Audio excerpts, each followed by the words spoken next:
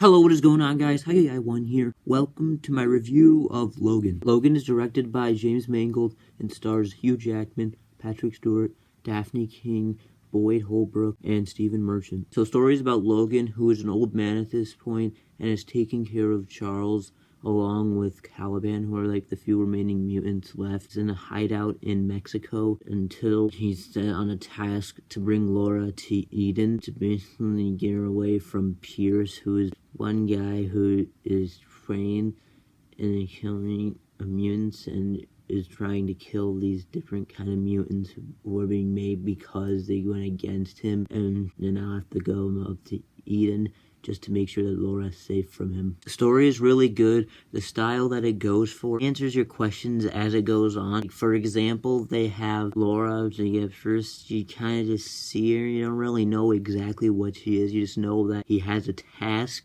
to like bring her something. You don't really know what she is until you see her pull out the claws and see that she is a similar type creature of Wolverine. Like, this kind of story, like, it goes along, answers your questions throughout the way. With Charles' whole thing is kind of a seizure. You can kind of figure stuff like that out all along as the movie answers. I like that kind of style. It just really kind of keeps you invested into the story. The main purpose of the story, like how they're going away from Pierce into a place because he's trying to kill the one girl. And that seems like it's basic, but because a lot of things on the way are kind of mysterious at first, they kind of get you more invested into it. That's what I really like about the story. The whole structure behind the story is really good. It starts out showing Logan, he's a limo driver in Texas, and you can already see it right away. He gets into a fight with these people, and you can already see he has a lot more effects than he used to have. And that is already will factor in later on in the movie, and I think that's a good way to immediately introduce a good element to this, like just how Logan's so much older and his powers are beginning to weaken a bit, and he's just not exactly the same anymore. I like how it introduces that element right away, and then you kind of see he goes back into his hideout in Mexico, and this is everyday life pretty much, because that's what he has to do. He has to keep taking care of Charles as he's giving these seizures that kills people, and he has to like take care of him, give him these injections to make sure he stops them before he goes too far. I think that's a really good way to really show it. I mean, it shows exactly what Charles is exactly weakening up as he gets older. I mean, he just can't really control it as much as he used to. And then there's Logan, and he runs into this woman who is taking care of Laura, and first Logan does not really want to bring him all the way up to North Dakota, because him that's crazy. I mean, he doesn't really understand at first, and you see what I mean when I say something like it answers your question as it goes. I kind of like that they don't really reveal anything about Laura here at all. I mean, it just kind of leaves you up to question at first exactly why she's going around to Logan specifically for this, and he comes back to the Mexico place at first. Pierce follows them in. The second act, where it shows Laura and her Wolverine powers and how she has the same powers as Logan. It's a good way to introduce her. I mean, it's really dramatic. I mean, it doesn't really seem like much at first. I mean, she doesn't really do much. I mean, you just wonder what makes her so special. Why is she doing this at first? But then they answer that, and Pierce run away with that fight. How it only takes out everyone. Pierce basically interrogates Caliban into helping him track them as they go throughout the whole place, and Professor has another seizure once they get up like Oklahoma City, and it shows how a lot of race against time kind of thing, that's what really keeps you invested inside of this structure, just how a lot of this is really race against time, and has a whole thing where it accidentally runs into these horses and help a little assist from Charles, and even decides to stay there despite circumstances, though mostly from Charles being more optimistic. And that's where they have, it's another one of those things where you don't really know. Like, it seems like Charles is talking to Logan, but then they feel it's X-24, and it's a really good reveal there, because, you know, it's another thing where it answers your question as it goes, and it really works because it's a really dramatic way to introduce a villain like X-24. Really identical to Logan. I mean, it looks just like him, has the same powers, and ends up killing Charles. Thanks for Logan and dies, and it's just silly tells Logan to go see that one away. I mean, he really just seemed weaker, really affected by it after that, because, well, no Charles really well is taking care of him, and it really ends up worrying. He's already weak because he's older, but it just seems like there's some illness that made him even more weak, even when he finds 24. He just refuses to just stay at the whole urgent care place, and really just refuses anything that Laura tries to do to help him survive. And then get up to Ian, eventually leading into the third act, where he's trying to get better. I mean, as basically his last dying wishes, he ends up saving them from Pierce, who ended up catching up to them. And it's just a really good way to really show the end of Logan. I mean, he's just standing up for them as for the best he could with his abilities, and ended up even taking the fall victory before Laura totally took off his head. I mean, it's a really sad, emotional way to do it, just to protect Laura, who at first he did not care for. And it's just a really sad way to do so, and just really just shows how far Logan went just to sacrifice himself for all those kids. Throughout the movie, he's really just saying, Ian doesn't exist, but then when it matters most, he decides to take his life for them, and it just makes you really sad, especially in the ending where it shows him in the grave, and they walk over to more, and it's a really sad way to end a franchise. It at least seems like a sad way to end a franchise, and it's just a really way to end the timeline right there. It is really where he's seen our most important character pretty much. He was in almost all movies up to this point.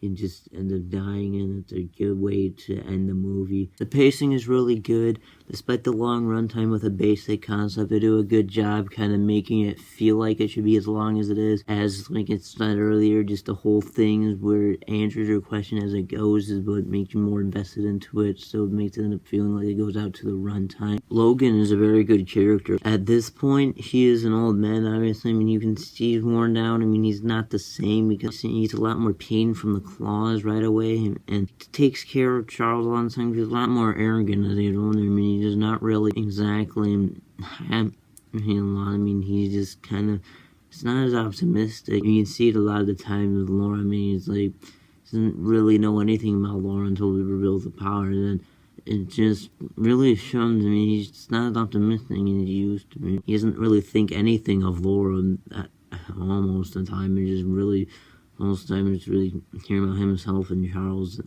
and Cal grows with that over time, though. With you can see that he does care about Charles just by how much he takes care of him with the whole actions and making sure that he took the meds, and it's really amazing until he ends up dying, and that really changes Logan a lot. He kind of in a way turns on how Charles was denying all this stuff with the meds and stuff like that, like thinking he would even dying from it. It's kind of like how Charles saw them away, and it just really shows how much she changed, especially since by the end he ended up completing his character arc by defending Laura and all those kids from Pierce despite him being on his dying breath. And a good character arc for him. And is an old man, and he's obviously not the same, but they still gave him a really compelling character arc that really makes it hunching, and really can show you that he can care about these guys despite him not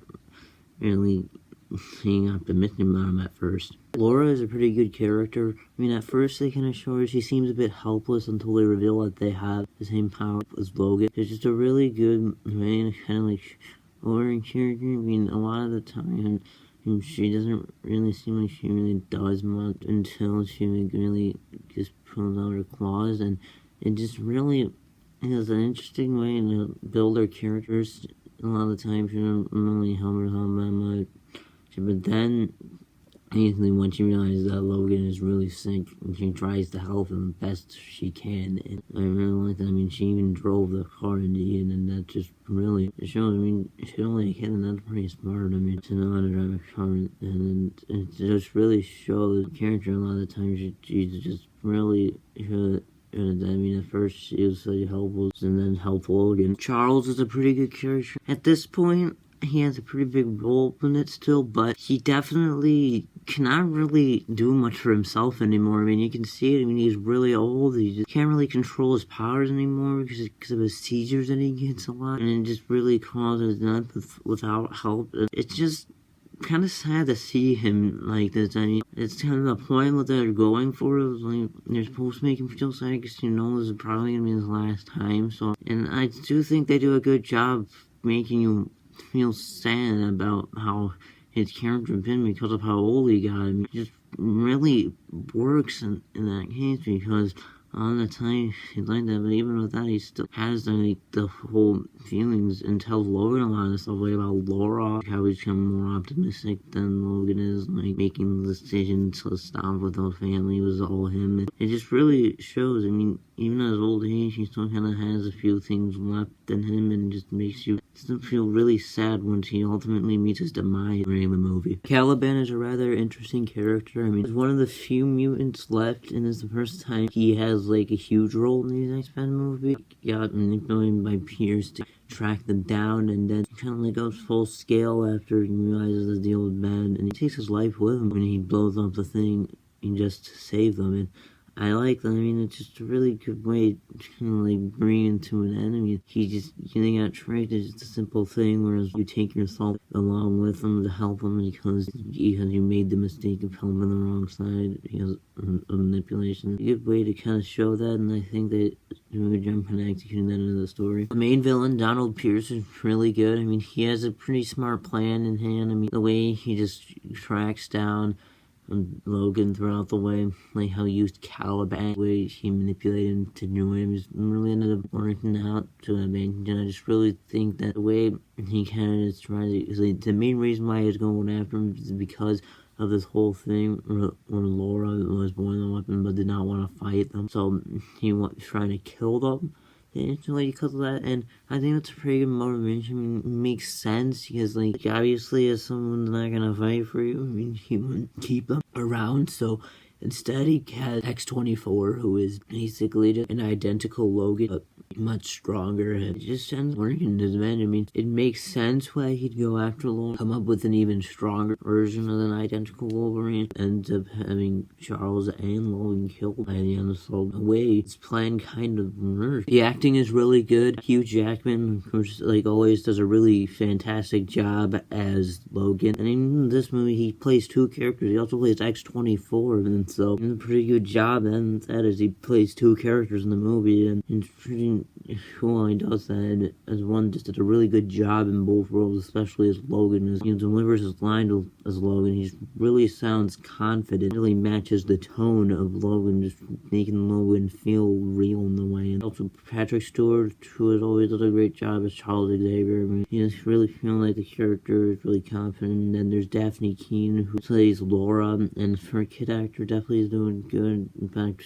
fantastic for a kid actor. It's really sounding confident, especially for a kid. And then basically every other one did a pretty good job, like Stephen Merchant, and Holbrook did a really good job as Pierce, as he just really sounded confident. He sounded like a villain, just really sounded like he cared about the role. The cinematography is really good. Do a good job with a lot of camera angles. I mean, one in specific that I'd like to look at is when they're at like that outhouse and they do like a reveal of X-24. That was a really good way to kind of do it. I mean, at first, when they kind of like show someone on the thing, they don't really show them, then you show it from his perspective, so you don't really know. I mean, you don't know whose perspective it is at first, and I think it's a good job of them doing that. And then as like you kind of go, like the whole conversation with Charles, like, I like how they ended up doing that, because most of the time it was focused on Charles, and occasionally looked at the scene that looked just like Logan, but you don't really realize it isn't Logan until he kills Charles, and the camera angle straight to which you can see like the different shirts, and you can identify that it's not Logan. Then it's just really a good way to, you know, I mean, it's really impressive the way they did the cinematography, and that also kind of goes into editing a bit, like the way they switched and they feel really smooth, and you did a really good job kind of like hiding stuff like that into its camera angles, and it just really worked out to edit most action scenes, like the climax. They did a good job, and they showing a lot of emotion, like with Logan, like they did a lot of close, and just really showing an overview of the whole scene in general. They do a good job with that. The score is really good. They do a good job making you feel into the mood. Like in the action scenes, they use especially when Logan and Charles Knight did a really good job with the score there. It's shown like really slow, just really music that makes you feel really sad. So it really ends up working tonally with the movie. So overall, Logan is a fantastic movie, and it's not only the best X-Men movie, but it's definitely one of the best comic book movies. It's even one of my favorite movies of all time. So I'm going to give Logan a 10 out of 10. That was my review of Logan. What are your thoughts on Logan? Tell me in the comments below. Thank you guys for watching, and I'll see you next time. Bye.